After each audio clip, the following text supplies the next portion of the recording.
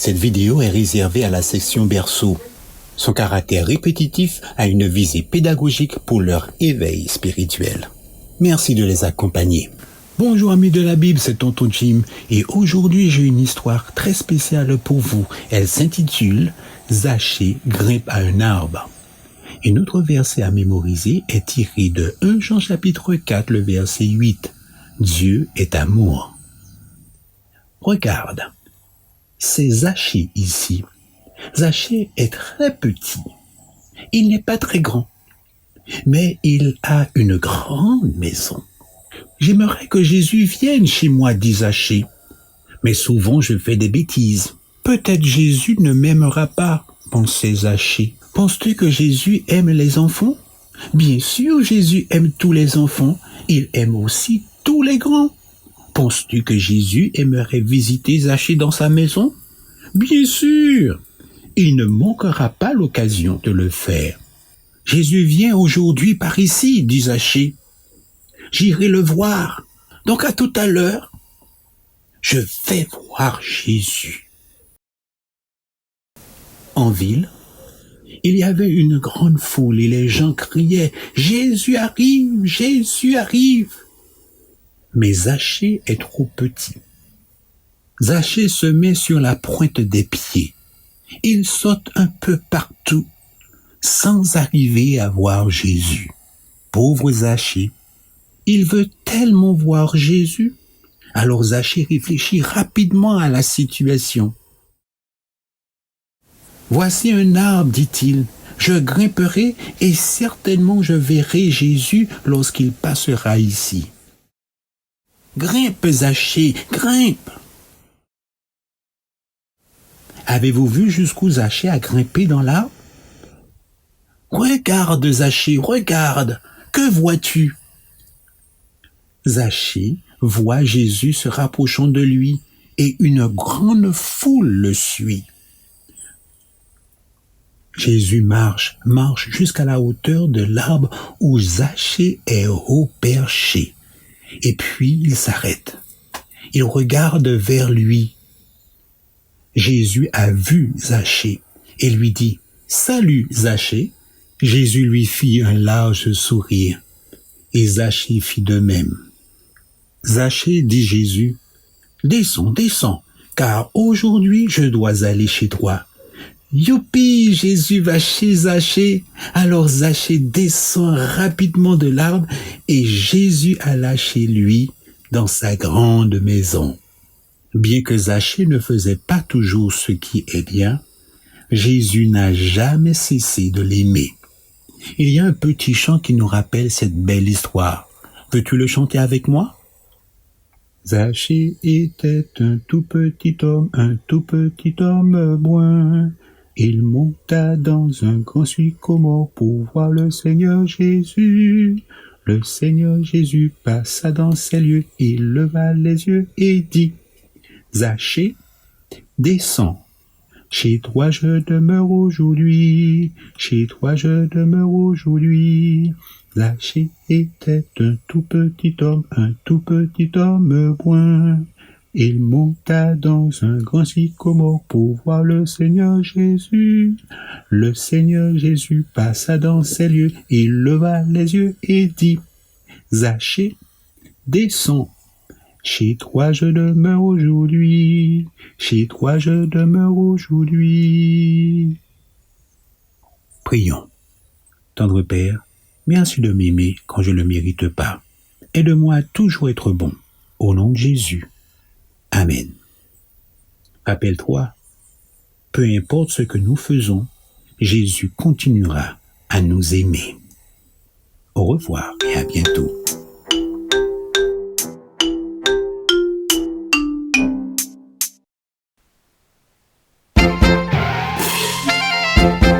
Bonjour les enfants, c'est Lorena qui vous parle et aujourd'hui je vous amène une belle histoire qui s'appelle « Qui est ton prochain ?» Notre verset à mémoriser dit comme ça « Aime ton prochain comme toi-même » et il se trouve dans Luc 10, 27. Aujourd'hui, j'apprends que Dieu désire que nous montrions de l'amour envers tous. Dis-moi, qui est ton prochain? Est-ce la personne qui vit juste à côté de chez toi?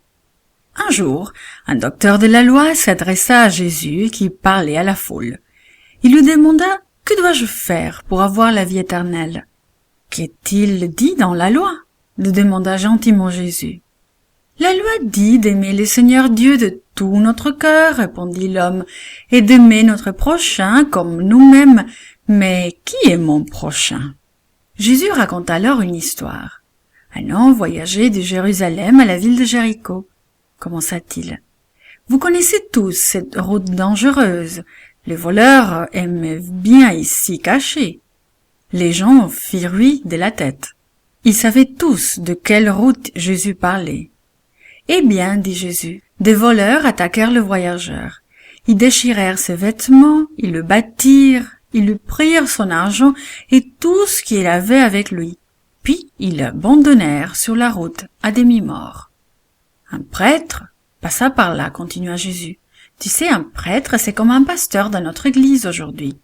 Il aperçut le pauvre homme effondré, tout ensanglanté, mais le prêtre fit semblant de ne pas le voir. Il détourna la tête, il marcha de l'autre côté de la route. Peu après, un autre homme passa par là, poursuivit Jésus. Il entendit le pauvre voyageur gémir de douleur, mais il ne s'arrêta pas. Le blessé était tellement sale que l'homme fronça le nez et s'éloigna rapidement. Et puis un Samaritain, qui était un étranger, monté sur son âne, passa également par là. Il se précipita pour voir s'il pouvait faire quelque chose pour l'aider. Il s'agenouilla près de lui. Il lava soigneusement ses blessures et le couvrit de pansements. Il aida ensuite le pauvre voyageur à se hisser sur son propre âne, qui conduisait lentement vers la ville. Il s'arrêta à l'auberge et transporta le blessé à l'intérieur. « Je vous prie de prendre soin de cet homme, » dit-il à l'aubergiste. « Voilà l'argent nécessaire pour payer les dépenses. Si cela ne suffit pas, je vous en donnerai encore à mon retour. » Alors, Jésus regarda le docteur de la loi. C'est lui qui au début lui avait posé la question, et lui dit « Lequel de ces trois hommes se montrait le prochain de l'homme attaqué par les voleurs ?» Le docteur connaissait la réponse. « C'est celui qui a pris soin de lui, » répondit-il. « Exact, » dit Jésus dans un large sourire. « Va et fais de même. » L'apparence des gens, leur langue, ou encore leur odeur, tout ça n'a pas d'importance. Jésus nous demande d'aider notre prochain, quiconque a besoin d'aide. Soyons comme le Samaritain, soyons comme Jésus.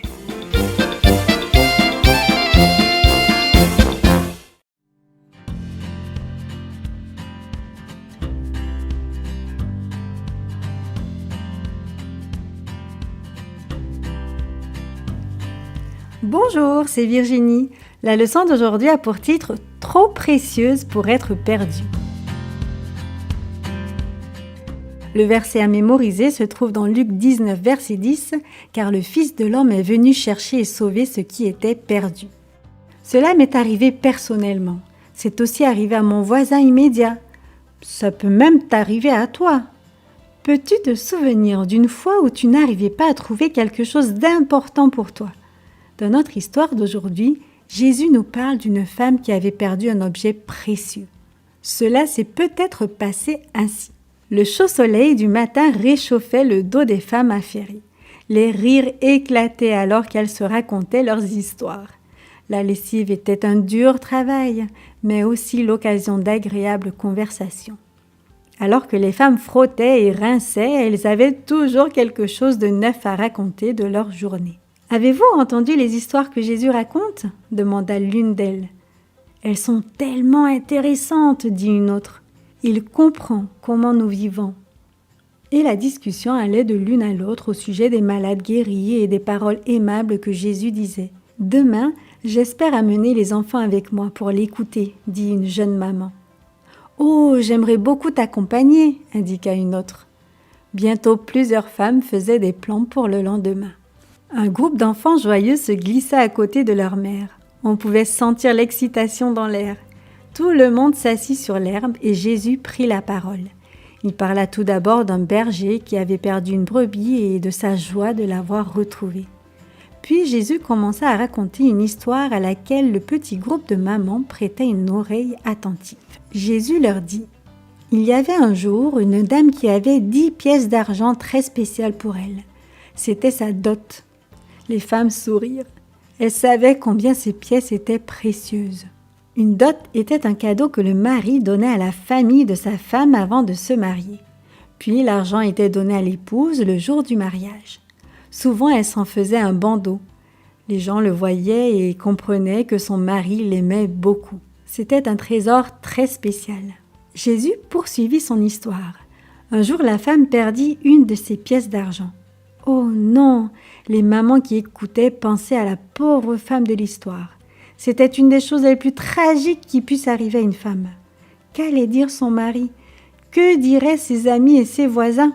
La femme alluma une lampe et se mit à balayer le sol de sa maison, dit Jésus. Elle regarda dans tous les coins. Jésus regardait les visages des gens qui écoutaient son histoire. Il savait comment était leur maison. Parce qu'elle n'avait que de petites fenêtres, voire même pas de fenêtres du tout, il faisait sombre à l'intérieur, même en plein jour. Le sol de terre battue était recouvert de paille ou de roseaux. Il serait très difficile de retrouver une pièce. Jésus poursuivit. Elle continua de chercher. Elle ne voulait pas abandonner. Sur la table, sous la table, derrière la lourde cruche d'eau. Elle chercha et chercha encore. Elle regardait partout. Soudain, elle la vit. « Je l'ai trouvée !» cria-t-elle en ramassant rapidement la pièce. Se précipitant dehors, elle courut vers ses amies et ses voisines. « Venez ici, nous allons faire la fête ensemble. J'avais perdu une de mes pièces et maintenant je l'ai retrouvée. » Plusieurs personnes dans la foule rirent de soulagement. Jésus rit avec elle et embrassa un enfant assis sur ses genoux. Avec une étincelle dans les yeux, il ajouta: « Voilà le genre de fête que les anges font quand Dieu trouve et sauve une personne perdue. »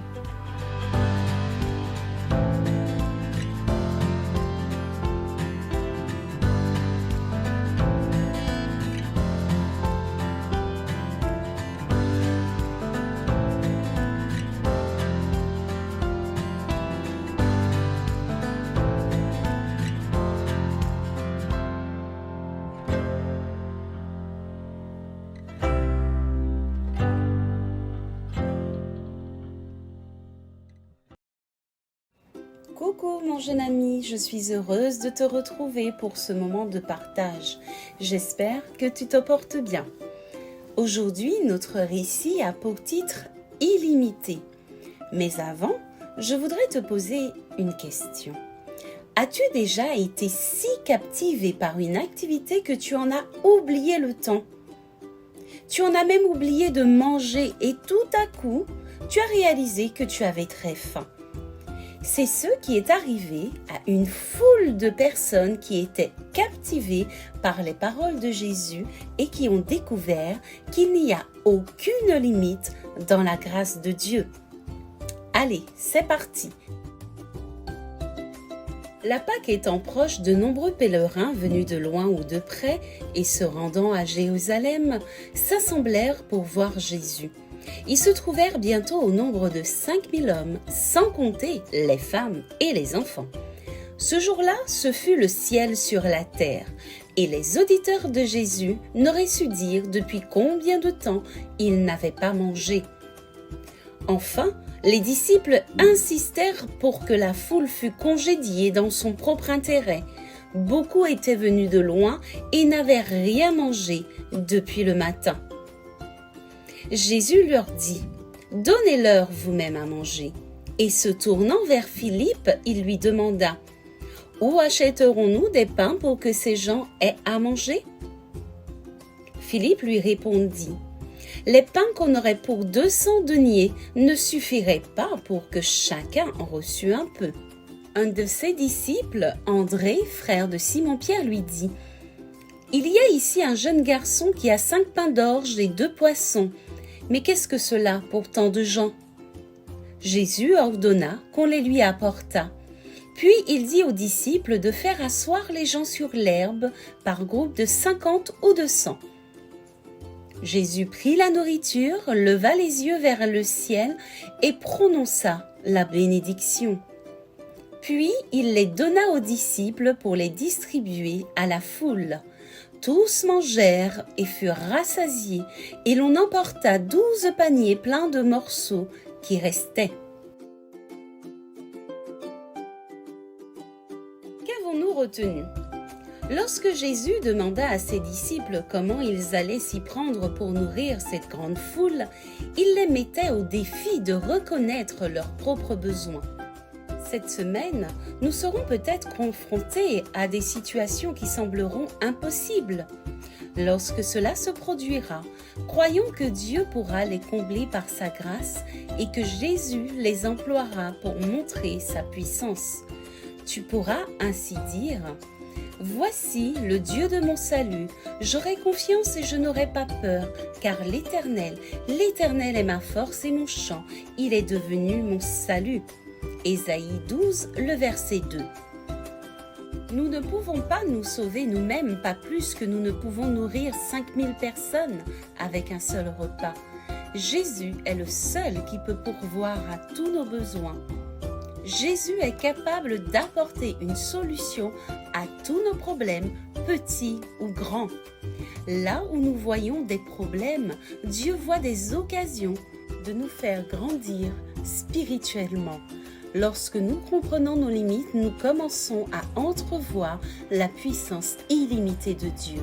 Nous servons Dieu qui pourvoit à tous nos besoins.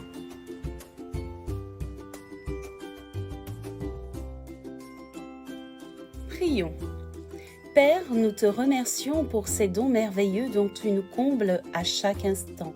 Aujourd'hui encore, nous te remercions de nous avoir rappelé que Jésus a la réponse à toutes les situations qui pourraient se présenter devant nous. Que nous puissions nous laisser guider par ta parole au nom de Jésus. Amen. Le moment de nous séparer étant arrivé, je t'invite à découvrir tout au long de la semaine notre prochaine étude intitulée « Développe tes talents ». Tu liras ceci dans Matthieu 25, 14 à 30 et le chapitre « Les talents » du livre « Les paraboles de Jésus » aux pages 281 à 319. Et je te donne rendez-vous samedi prochain à la même heure, Dieu voulant. Bye bye!